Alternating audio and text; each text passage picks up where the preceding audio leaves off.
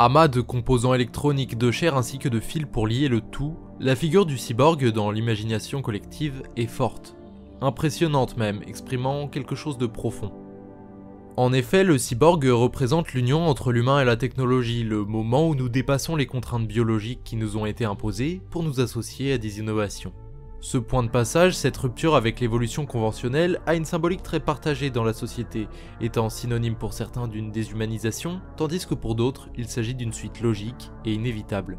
Qu'en est-il vraiment? Pouvons-nous nous associer aux machines pour une progression commune, ou bien devons-nous garder nos distances avec elles? Vous êtes sur la chaîne Bonjour Monde, et aujourd'hui, partons ensemble découvrir le monde des cyborgs, de leur position dans notre culture actuelle jusqu'aux recherches qui pourraient nous permettre de nous y rapprocher.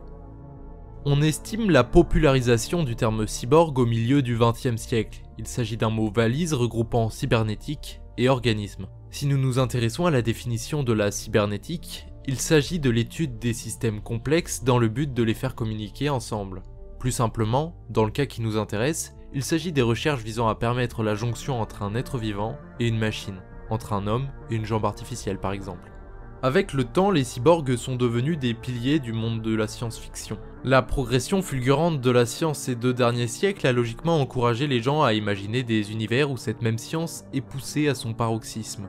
Nous avons donc vu fleurir une quantité impressionnante de récits en tout genre. Des livres, des films, des jeux vidéo parlant de mondes futuristes avec, d'un côté, des mégacités, des communautés intergalactiques, et de l'autre, un avenir froid, désertique et dévasté, où la science, mal utilisée par les humains, aura conduit à la rupture voire à la quasi-disparition de notre civilisation. Le questionnement autour du progrès est logique.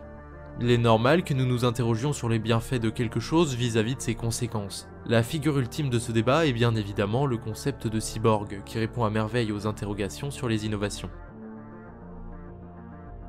Va-t-on trop loin? Oublierons-nous l'humain au profit du progrès? Avant toute tentative de réponse, il nous faut redéfinir le terme d'humain.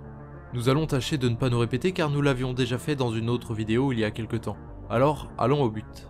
Nous avions conclu que la notion d'humain était en fait assez floue, et donc que les limites qui lui sont associées le sont tout autant. Par cela, comprenons que la seule barrière que nous pouvons nous imposer est la morale de la société.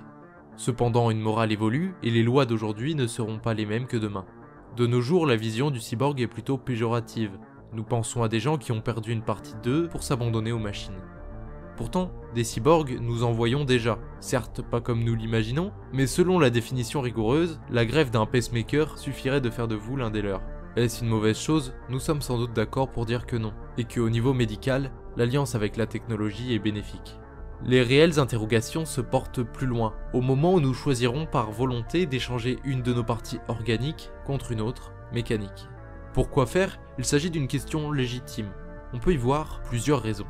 Pour un ouvrier, porter des matériaux plus lourds pourrait lui faciliter la tâche. Également, nous pourrions échanger nos organes contre des parties plus résistantes pour, pourquoi pas, allonger nos durées de vie. Enfin, nous en avions aussi parlé ailleurs, le désir de distinction se fait ressentir dans notre société. On pourrait voir par exemple des artistes créer des prothèses uniques et originales. De nos jours, la quasi-totalité des recherches sont en lien avec le cadre médical. Un des domaines les plus avancés est la création de membres artificiels pour accompagner des gens amputés pour leur permettre de vivre un quotidien plus serein. Dans une conférence, Hugh Herr, qui est à la tête d'un des groupes spécialisés en biotechnologie au MIT, explique comment il a su créer une jambe bionique en liant les nerfs du membre à l'objet technique. Ainsi, il a pu retrouver la marche qu'il avait perdue depuis un accident lors de sa jeunesse. Si les prothèses existent depuis longtemps, là, un cap vient d'être franchi. Il ne s'agit pas d'un outil extérieur, mais réellement d'une symbiose liant le corps à la machine. Lors d'un accident, le cerveau ne perd pas toujours la conscience d'un membre et les sensations associées.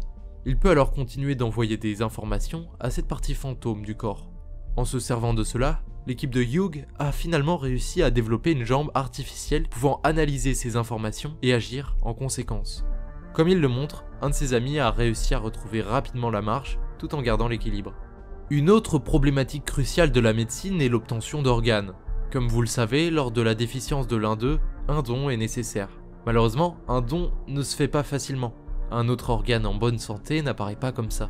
En revanche, si nous pouvions le remplacer par un autre que nous aurions fabriqué, cela résoudrait bien des problèmes. Évidemment, il s'agit d'un procédé complexe qui demande encore de nombreuses recherches.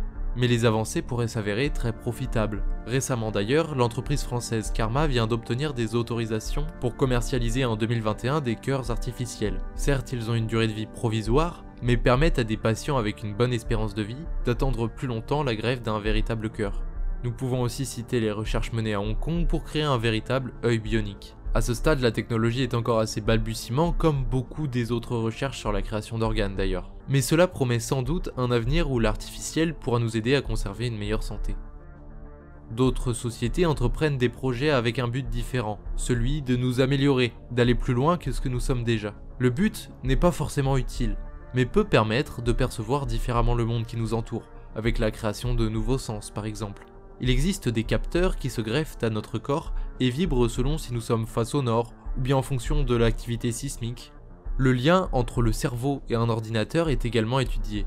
En effet, certaines entreprises comme Neuralink souhaitent proposer aux humains un implant dans la boîte crânienne pour interagir directement avec notre environnement. Ouvrir des volets, faire office de montre connectée, rechercher directement sur internet, les possibilités s'avéreraient infinies.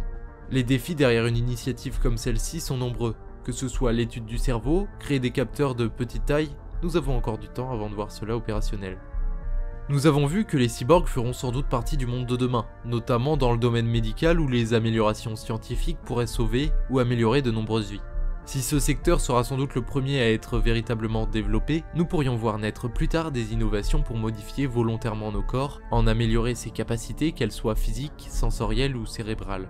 Parallèlement, il faut prendre en considération que des questions sociales vont être posées vis-à-vis de cela. Le transhumanisme, le mouvement de pensée qui se rattache aux cyborgs, n'a pas toujours une très bonne estime dans l'opinion publique.